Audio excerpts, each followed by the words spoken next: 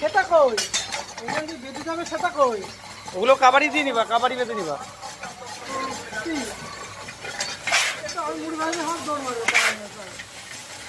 ওইটা একটুখানি তুলতে গিয়ে আবার ফেলে দেবো, হ্যাঁ, তাহলে ওই চালগুলো নিচেই চল যাবে, তাহলে আবার পুরো দিয়ে না।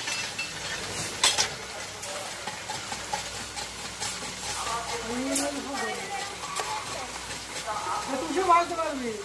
আমি ভাজবো না, আমার ওই ভাজতে